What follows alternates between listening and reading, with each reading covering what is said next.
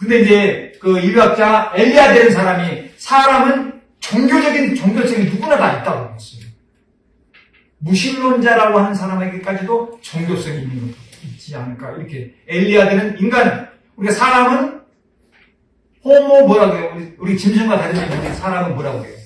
다른 점이 호모 사피엔스, 사람만이 생각할 수 있다고 했잖아요. 사람만이 말을 할 수 있어요. 언어를 쓸 수 있어요. 호모 코엔스라고 해요. 사람만이 도구를 이용할 수 있어요. 호모 파레르라고 해요.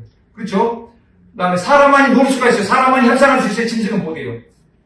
사람만이 또 종교적이에요. 그래서 엘리야는 종교적 인간이라는 이런 말, 호모 렐리기우스적인 말 썼어요. 자, 그런데 이제 고우, 사람은 다 있는데 특히 고우는 아버지가 목사님이었을 뿐만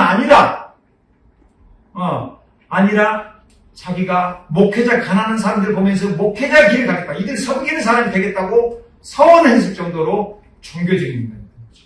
네. 아버지가 목회자면 너무 시골교회 목사님은 너무 찢어지게 가난하게 살잖아요. 그래서 이제 낮은 대로 이마 소설의 주인공 안유아 목사님인가? 반항하다가, 아버지 너무 힘들게 어렵게 사니까 반항하다가 반항심으로 어때요? 안유아 목사의 일장이 뭐예요? 하나님은 없다. 그것이 없다. 오히려 전 전부 삐딱하게 나가는 거예요. 아버지가 목사님. 너무 힘들게 목회라는 거 보고. 가족 들어보지도 못하고. 오로지 성도들 위해서 섬기고 그러는데 오히려 성도들한테 오히려 이상한 소리를 듣고 따를 당하고 억울한 일을 당하고. 그래서 난 절대로 하나님 안 믿겠다고 했지만 결국에는 하나님 믿고 돌아왔잖아요. 그게 낮은 데로 임하소의 주인공 안녕. 거기서 이 종교 센스, 특히 고우의 센스. 개혁교회 목사님으로 태어났고 또 영국에 갔다 감리교, 존스 감리교에서 부목사 했다 했잖아요. 감리교 설교됐고 그 다음에 이제 벨기에 보리나지라는 곳에서 탄광촌의 사람 탐부들을 대상으로 해서 선교 활동을 했었잖아요. 이런 식으로 종교성이 있어요. 고우에 대해서는. 자, 이 목회자하고 되고자 했지만은 못하고 결국엔 붓을 통해서 화가로서의 나름대로의 이런 구원 아닌 구원을 그림으로 자기의 삶의 소명을 발견했다고 할 수 있습니다.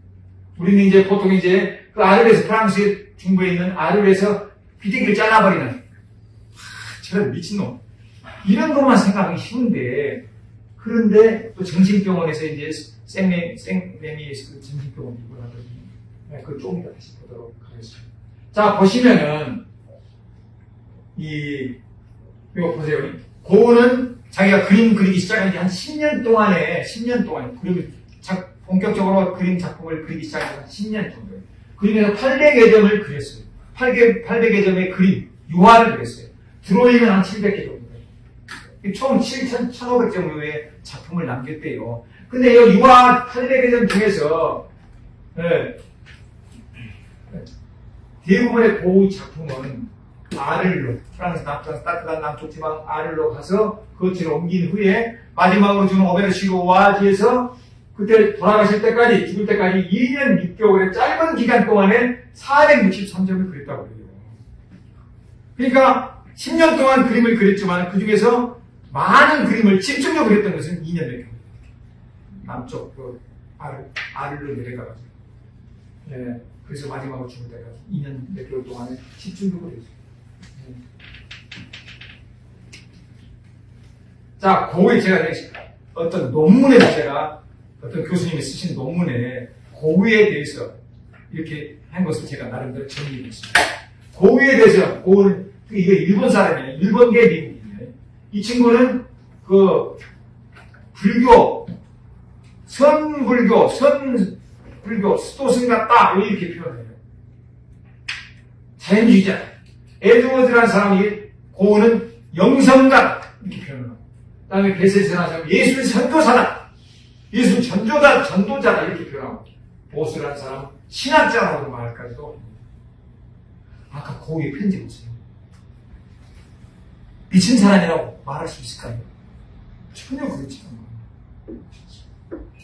한국 사람, 한국 교수 중에 이렇게 보는 사람들이 그렇지 않아요. 예술 전도자다. 신학자예요, 신학자. 깊이 있는 신학자. 이렇게 말하는 사람도 있습니다. 자, 이제, 고우는 실제 그림, 이게 교회잖아요, 실제 교회. 그러면 그 교회를 그랬어요. 똑같잖아요? 이런 것들이 많아. 이런 것들이 많아. 그래서 고우를 발자취를 따라서 하는 예술 여행은 이런 것들을 가보는 거예요. 고우가 그 그림 그렸던 그 당시의 상황을 생각하면서 여기 앉아서 한번 생각해. 바람도 새소리도 느껴보면서. 자, 여기 보시면은 그 교회 목사가, 그 목사님 살았던 목사가 아니에요. 목사가. 그림을 이렇게 그렸어요.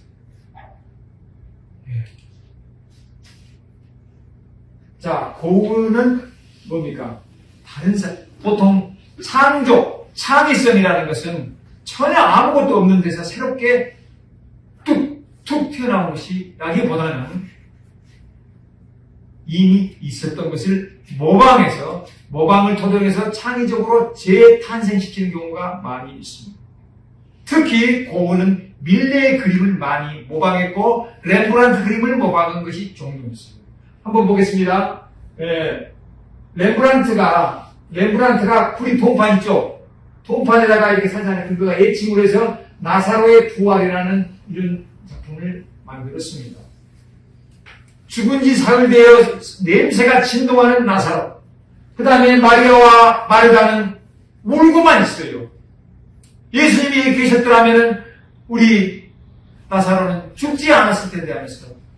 자, 그런데 이런 렘브란트의 그림을, 나사로 부활을 예수님 오셔갖고 다시 살려내셨잖아요. 이 고우는 보세요. 봐봐. 여기 고우의 나사로의 부활, 요걸 갖고 이걸 기본으로 해서 이렇게 다시 새로 그린 것이에요.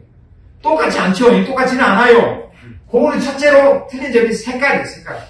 색채를 입혔어. 그 다음에 이 렘브란트 그림에는 예수님이 서 있잖아요. 예수님이 없어요. 그렇죠? 그 다음에 태양이 이 그림을 타고 오고 있어요. 노란 태양이. 태양이 없죠? 이런 식으로 다음에 천사가 있어요.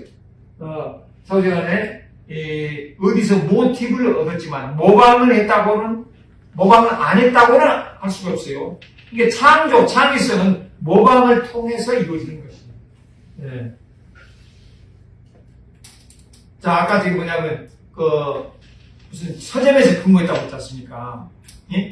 책방에서 그렇게 매일 성경을 봤다고 그랬었는데, 고우가 그린 성경이 있는 전문가입니다. 손때가 보는 전문가.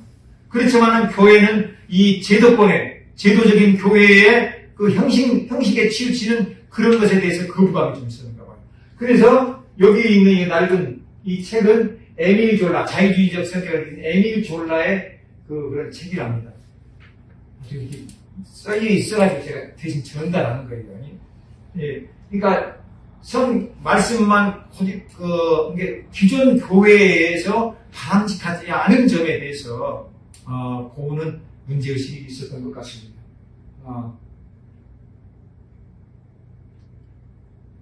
자, 이 고우의 아까 니너는 교회도 그림을 그렸었고 오베르시르 오아즈라고 이제 마지막 고우가 70일간 살면서 여기서 죽었었는데 여기에는 오베르 교회가 있어요. 오베르 교회. 근데 왜 어떤 교수님이 논문을 읽었을까요? 현대인은 왜 고우의 예술로 인식이 되는 오베르시르 오아즈에 가까워. 현대 일상에서 진실한 자아로 살아가기보다는 껍데기로 겉으로 보이는 화려한 이미지로 많이 살아가기. 진정한 내면의 자기가 원하는 대로 내면에 끌리는 대로 살아가지 못한다. 이미지에 살아가기. 그래서 두려움이 있다.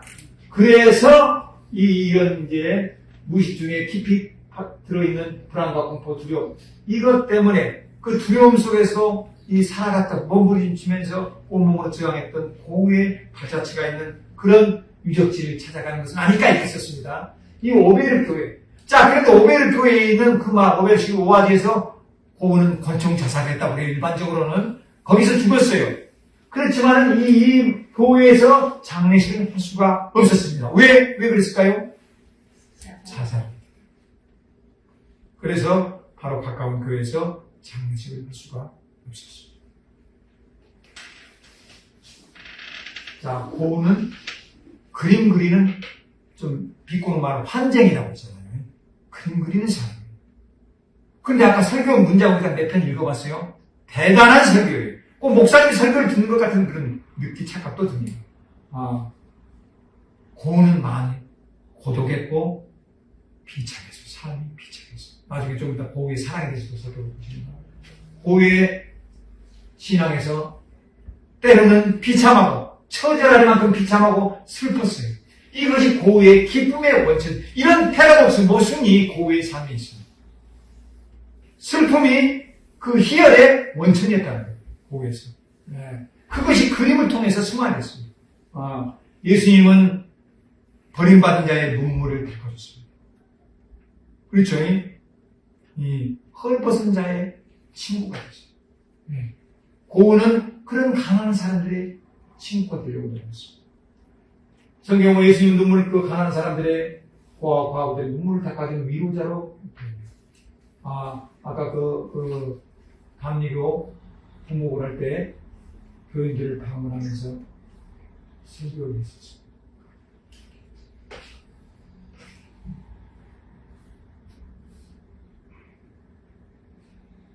또 고유의 편지 우리 집사 한번 읽어보겠습니다. 나는 땅에서 아들과 되었사오니 주의 계명을 들려내 숨기지 마소서. 시편 69편 19절. 네, 그 정도 있습니다. 네, 좀 이따 다시 읽어주세요. 우리는 순례자예요. 이 땅에 사는 동안에 우리 영원히 사는 건 아니잖아요. 언젠가는 죽게 돼 있어요. 그렇죠? 죽은 다음에 심판이라고 하잖아요. 우리는 순례자, 나그네로 순례자로 살아갈 뿐이에요. 근데 우리 순례자는 삶은 결국 천국으로 가는 긴 여행이라고 보통 그러잖아요.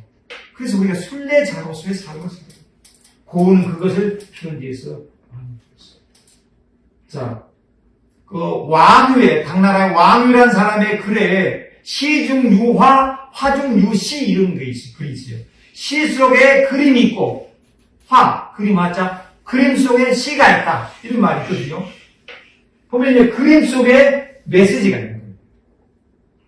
그림은 고우가 그림은 이 그림을 통해서 자기 삶으로 온 전 존재적으로 자기가 던져주고 싶은 메시지가 있다고 생각합니다. 그래서 그림은 눈에 보이는 설교라고 볼 수 있어요. 별이 빛나는 밤이잖아요. 별이 빛나는 밤, 이거는 이제 별이 빛나는 롱강이에요, 롱강. 비슷해. 전부 다 정신병원에 있을 때, 선생님 정신병원에 있을 때 그린 그림이에요. 미쳤다고 우리가 보통 착각하는, 미쳐버린 놈. 그 미쳤다고 하는 그 시절에 그린 그림이 이것입니다. 여기는 이제 오르세 미술관이라고, 파리에 가시면 이제 그 폐쇄된, 더 이상 쓰지 않는 기차역, 오르세역, 거기에다 오르세역을 개조해가지고, 거기를 미술관으로 쓰고 있습니다. 미술관. 거기서 이제 갔어요. 20년 전이에요. 지금은 머리가 싹 벗겨졌지만, 그때는 머리가 좀 있었어요. 머리도 묶었어, 그때는. 머리가 묶었어요. 5층에 가면 이렇게, 오르세 미술관 5층에 가면 이렇게, 별이 나는 걸 가고 있어요. 자, 이 별. 고우는 어떤 생각을 하면서 이 그림을 그렸을까요? 다시 한번 읽어주시겠어요?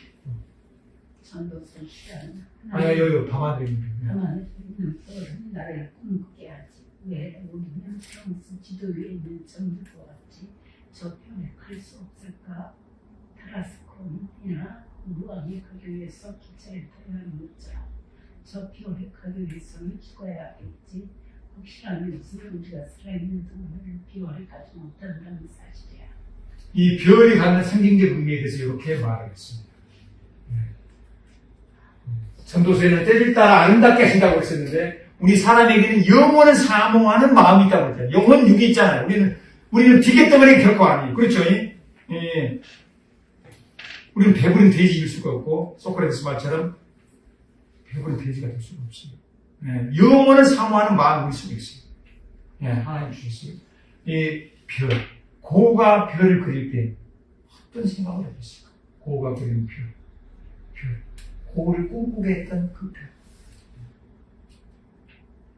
자, 스타일이 많으십니다. 이것도 이제 안 되기 때문에, 우리 원장님 한번 스타일이나 그 노래 있죠. 그때 준비하긴 했는데 사람들이 그걸 해보겠습니다. 돈 내면이라는 사람이 별이 빛나는 날 얼마나 좋아요. 보면 세상의 만물은 하나님, 우주 삼라만상 하나님의 팔레트, 하나님이 그림을 그리시는 소재들, 인생의 분석. 여기 보시면 귀를 잘라봤다는 거 아니에요, 지금. 그렇죠? 이거 영화예요, 영화. 영원은 문 앞에서. 영원.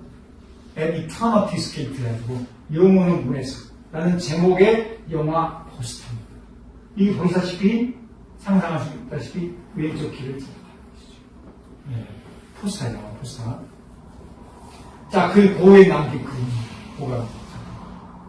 이 화로 옆에서 의자에 앉아있는 어떤 할아버지, 나이 드신 노인네가 괴로워하고 있습니다. 괴로워하고 있어요. 네. 목사님, 이거 한번 읽어주시죠.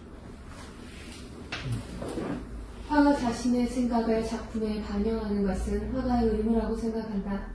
이 판화에서 내가 표현하고자 하는 것은 솔직히 뛰어난 것도 아니고 실제처럼 탁월하지도 않고 단지 침침한 거울에 보이는 희미한 반사와 같지만 이것은 밀레가 믿었던 저 높은 곳에 어떤 것이 존재한다는 가장 강력한 증거가 될 것이라고 믿는다.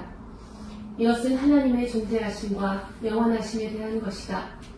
비록 그 노인은 깨닫지 못하고 있지만 난로가에 조용히 앉아있는 그 작은 노인을 통해 무한한 감동의 모습을 발견하게 된다. 이 화로가에서 인생의 지극한 그 경제에 이른 나이 많으신 걸 연로한 노인께서 노인들이 나이 드시면 어쩌죠? 자식들 키우느라고 돈 다 썼어. 가난해. 나이 들어서 평소에 너무 예침이 젊어서 일했기 때문에 남은 것은 병밖에 없어요. 가난하고 병 있고 죽음을 생각하지 않을 수가 없어요. 이때 이 고우는 어떻게 생각했어요? 영원을 생각했어요. 영원. 이 제목이 영원의 문이에요. 고우의 이 그림 제목이 영원의 문이에요. 영원의 문. 아까 영화 제목도 영원의 문이고 영원의 문에서 영원을 생각하는 것이죠. 하나님의 계시고 하나님은 영원하시고 죽음 너머의 세계에 대해서 생각합니다. 하나님 그 메시지를 아는가 싶습니다. 좀 번연의 철로 역정이 있습니다. 중번의 철로 역정. 철로 역정 한번 내용을 한번 딱 읽겠습니다. 네. 그 사나이는 깊은 슬픔에 젖은 표정을 하고 팔짱을 낀 채 가슴을 쥐어뜯는 듯한 깊은 한숨을 내쉬면서 땅바닥만 바라보고 있었다. 이것이 무엇을 의미하는 것인가요? 하고 크리스천이 물었을 때 해석자는 직접 물어보라 라고 말해주었다.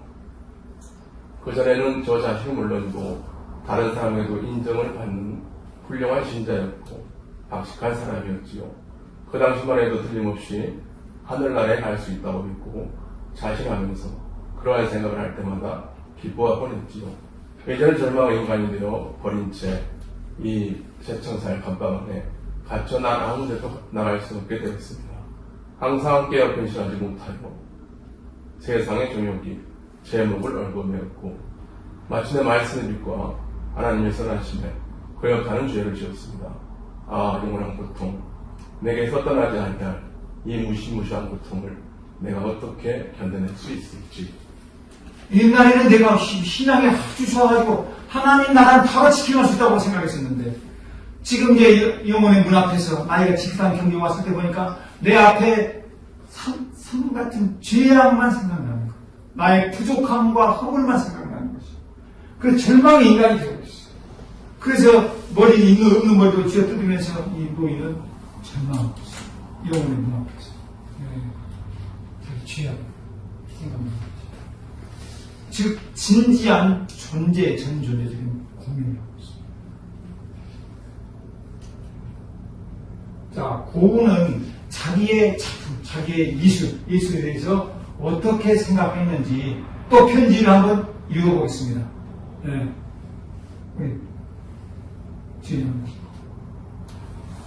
내가 예수를 어떻게 바라보는지 내가 분명하게 알아두었으면 해. 사물의 본질에 도달하기 위해서는 오랫동안 노력해야 해. 내가 원하고 목표로 하는 것이 어려운 것은 알지만 그렇다고 그러한 나의 목표가 도달할 수 없을 정도로 높다고 생각하지는 않아. 나는 사람들의 마음을 감동시키는 그런 그림을 그리고 싶어. 슬픔은 단지 작은 시작일 뿐이야. 예, 넘어가겠습니다. 이러한 작품이 나오겠습니다. 이러한 작품들 안에는 적어도 내 가슴 안에서 바로 나오는 것들이 있어. 인물화나 풍경화에서 내가 표현하고자 하는 것은 감상적인 우울함이 아니라 뿌리 깊은 고뇌야. 나는 내 작품을 보는 사람들이 흔히들 말하는 내 그림들의 거친 특성에도 불구하고 그는 깊이 느끼고 또 부드럽게 느낀다고 말하는 그런 경지에까지 도달하고 싶어. 이렇게 말하면 허세를 부리는 것처럼 보일지 모르겠지만 바로 이것이 내가 온 힘을 다해 하고자 하는 바야. 고우는 그림을 그리고 그 그림에 대한 해설, 설명을 동생 태호에 보내는 편지에서 자세히 기술고 있습니다. 이거 엄청난 대단한 사람. 내용을 보면은 고우가 그림을 그리는 고우는 사람들의 마음을 감동시키는 그림을 그리고 싶어 했다고 했습니다. 이 슬픔은 고우의 세 번째 여인인 창녀에 붙은 제목입니다. 고우 나는 친구하고 싶은 말, 꼭 이 말을 해야 되고 싶다. 그것은 사랑하고 사랑받는 것, 곧 생명을 주고 새롭게 하고 회복하고 보존하는 것, 그리고 무엇보다도 선하게 쓸모있게 무언가에 도움이 되는 것. 이런 것들을 가난한 아이에게 빵을 줘볼 겁니다. 프로트를 고통받는 사람들에게 물 한 잔을 건네주고 이런 걸 하고 싶어 했던 것 같습니다. 고우는 자기 자신 자의식에 대해서 다른 사람들은 어떻게 생각할까? 어떻게 생각할까? 보세요. 보잘것없는 사람, 귀를 잘라보는 그래, 박한 사람, 그래, 좋다. 설령 그 말이 옳다고 해도 언젠가는 내 작품을 통해 그런 기이한 사람, 하찮은 사람, 보잘것없는 사람의 마음속에 무엇이 들어있는지 보여주고 싶다는 것이 그의 간절한 것이었습니다. 편지 이렇게.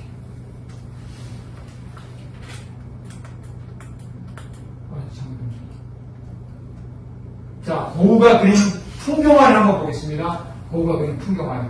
네? 풍경화. 근데 이거는 고우가 마지막 그랬다고 보기도 하고, 근데 또 아니다 하는 사람도 있고, 근데 이거는 까마귀가 날고 있는 밀밭의 까마귀입니다.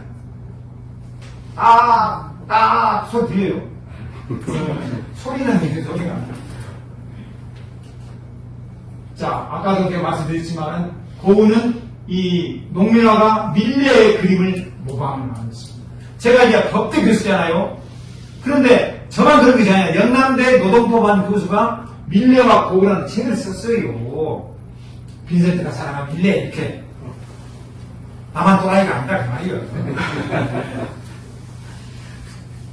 자, 이걸 이제 밀레가 그린 고우의 휴식이라는 거. 보세요. 이 보리탈 고개보자 논에서 어떻게해서 보리탈 고개 보리집 막 쌓고 막 찔려가지고 막 고름지려 그런 경우거든요. 일을 하고 나서 일단 다 쌓아놓고 너무나 조용히 투내는 이 고우의 그림이에요. 이걸 가지고 밀레의 그림이에요. 밀레의 그림을 고우가 이렇게 했습니다. 어때요? 조금 차이 나죠? 차이 나죠? 먼저 색채가 여기 뭐예요? 이 색깔이 많이 틀리잖아요. 더 색깔이 틀려요. 그 다음에 맛이 틀려 이런 것을 맡기는 거였는데 사후전에 이 오후의 휴식이라는 고우의 그림. 이 그림을 가지고 네덜란드 화가 고우가 오후의 휴식이라는 그림을 그렸는데 엉뚱하게도 한국의 어느 시인이 이 오후의 휴식이라는 이 그림을 보고 시를 남겼습니다. 볼까요? 또 이렇게 자 읽어보겠습니다. 밤미시를 제목의 시입니다. 수건을 쓴 아내는 얼굴을 팔에 묶고 남편 곁에 무릎 누웠다. 모자를 눌러 쓴 남편은 두 팔을 젖혀 베개 삼고 벌렁 누웠다. 아내는 평생을 남편 따라 같이 살 사람. 남편은 아내를 데리고 평생 살아갈 사람. 집채만한 집다리 밑에 누워있는 두 사람. 하나면서 둘이면서 하나면서 유럽 어느 들녘. 점심을 마치고 잠시 천국처럼 소녀처럼 잠들었네. 인혁은 양말을 신고 저녁은 양말을 벗었고 발가락이 보여 황금 알곡의 추수만큼 잠이 단 가을. 남과의 한 사람 없었고, 이런 벗었네. 이거 신고, 네. 고영렬 시인이 쓴 방비시. 느끼는 것은 우리의 묵시예요. 그렇죠? 자, 밀레의 그림을 모방해서 그린 씨 뿌린 사람은 밀레의 그림이 있습니다. 이걸 토대로 해서 고우는 또 그림을 그렸습니다. 근데 고우는 밀레의 그림에는 농민이 나와있지만 노동의 흔적이 뚜렷하게 잘 나타나지 않는다고 했습니다. 그래서 요 손가락 있잖아요. 여기에 이제 일한 거친 투박한 그것이 표현되기 위해서 여러 번 이 투박하려고 했다고 했습니다. 씨 뿌린 사람 밀레의 그림을 모방한 것입니다. 그 다음에 집단을 묶는 시골하는 밀레의 그림을 모방한 것입니다. 수학하는 사람 모방한 것이에요. 수학하는 사람 또 모방한 것이에요. 네. 창조서는 모방해서 자기 것으로 화해했습니다. 보세요. 씨 뿌린 사람이죠. 밀레의 그림을 모방했어요. 고우는 씨를 뿌린다는 것은 인생의 씨앗을 뿌린다. 여러분, 우리가 일을 하잖아요. 그 인생에 대해서 씨를 뿌린다고 이렇게 했습니다. 수학은 이 세상에서 이루어지는 것이 아니라고 생각했습니다. 죽기 전까지도 씨 뿌린 사람을 형상화하려고 노력했습니다. 자, 제가 보자 아까 말씀드렸습니다만은 밀레의 그림을 따라서 그리면서 고우는 그림을 그렸습니다. 정규 밀레에 나온 사람 아니잖아요. 그렇지만은 고우는 밀레의 그림에는 땀 흘리는 노동이 없다고 생각했습니다. 땀내라는 노동 현장을 재현하지 못했다고 생각했습니다. 만족했었죠. 그래서 이 씨 뿌린 사람은 손에 그 손가락에서 노동을 있게 하려고 몇 번이고 덧칠을 했다고 이렇게 그립니다. 그리고 아까 색깔이 좀 틀리잖아요. 이게 되게 독창성이 참습니다. 우리나라에서는 이제 공대 윤두사라고 수염화가 있죠. 수염 이렇게 무시무시한 화가 3대에 거쳐서 화명을 이어갔던 고산 윤선도 선생의 집안 손자 윤두서. 그게 윤두서 선생이 석공도라는 게 있는데 그 김득실의 석공도하고 거의 똑같아요. 모방을 해서 그린 거예요. 이게 모방이라는 것이 서양에만 있는 것이 아니고 우리나라 화가 중에서도 이제 김득실과 윤두서 그림 석공도를 보면은 모방하는 것이 나와요. 제가 학교에서 그거 가르쳐 그거 보여주는 씨 뿌린 사람. 자, 그런데 이 고우는 일본 사람들이 무지하게 좋아해요. 왜 그러느냐? 일본의 우키요에라고 들어보셨죠? 그러니까 이거 도자기랄지 그림을 싸는 포장지를 우키요에라고 부르더라고요. 그럼 그것이 이제 유럽으로 많이 수출됐겠잖아요? 그래서 제가 유럽에서 본 책 중에 19세기 인상주의, 임프레셔니즘, 인상파와 일본 이렇게 제목이 있는 책을 봤어요. 즉 우키요의 영향을 받아가지고 고우의 그림이나 또 모네의 그림 보면은 일본 풍이 많이 보여요. 그런데 일본 사람들이 아주 무지하게 좋아해요. 이 모네의 수련, 연못 있잖아요. 연못 그림, 수련이 막 피어있는 거. 거기에 보면은 모네는 일본 달, 베니스 브릿지라고 해가지고 일본 달 진짜 만들어놨어요. 그거는 또 그리고, 자.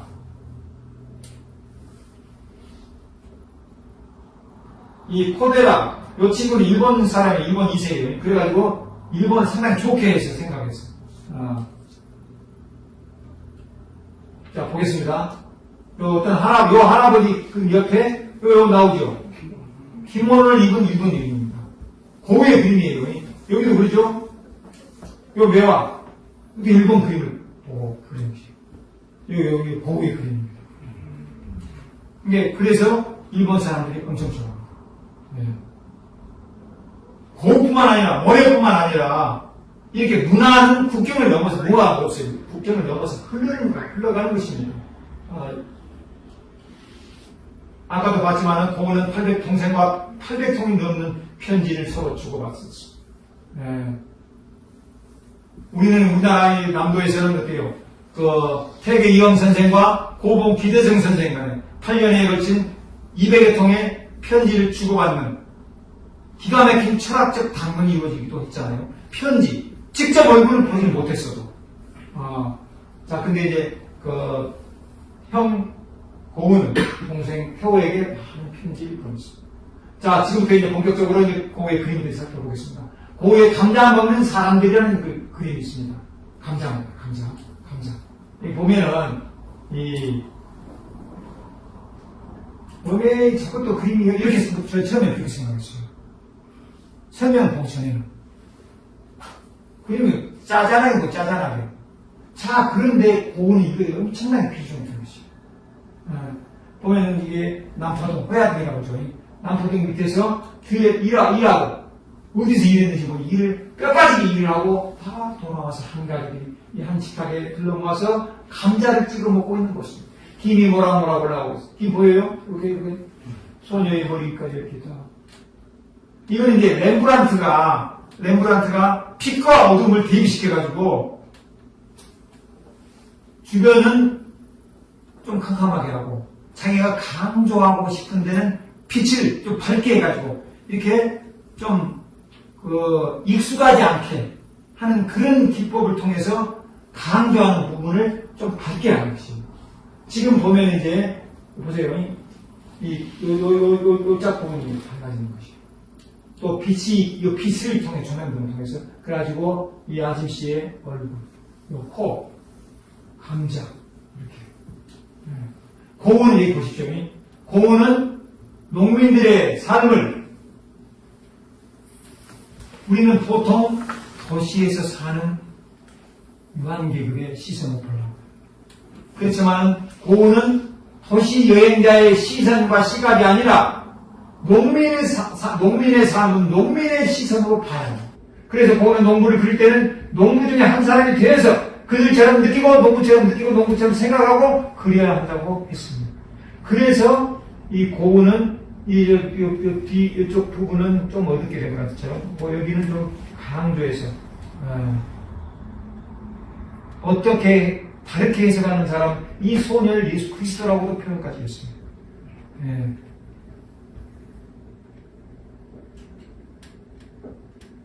편지 한번 보겠습니다. 한번 읽어주세요. 나는 램프 불빛 아래에서 감자를 먹고 있는 사람들이 접시로 내밀고 있는 손, 자신을 닮은 바로 그 손으로 땅을 팠다는 점을 분명히 보여주려고 했다. 그 손은 손으로 하는 노동과 정직하게 노력해서 얻은 식사를 암시하고 있다. 언젠가는 계속. 언젠가는 이 진정한 농촌 그림이라는 평가를 받을 것이다. 진정한 농촌 그림. 농부의 시각, 농부처럼 일하고, 농부처럼 느끼고, 그렇게 농부처럼 표현하고 싶다. 여기 보시면 방금 수학을 마치고 감자를 먹고 있는 농민 가족을 보여주려고 했습니다. 아까 밀림 만종처럼 목과제 그런 전원적인 시골 풍경과 좀 거리가 있죠. 흙 묻은 감자, 퇴비석 같은 초라한 식탁에 등만 보이는 손, 감자의 찐감자 김이 노랑노랗게 주변은 온통 어둡지만 매달린 등불 아래서만 보도 말해서 저녁 식사를 하고 있는 농촌 가족을 보여주고 있습니다. 어떻게 이제 불치의 병에 걸려서 죽으려고 어떻게 산에 들어가려고 마음먹었던 사람이 있었습니다. 그래가지고 이제 산으로 들어가서 자기는 조용히 이 세상을 마감하려고 해서 산길을 가다가 어떤 초라한 초가집을 봤습니다. 그 창너머로 보이는 불빛이 있습니다.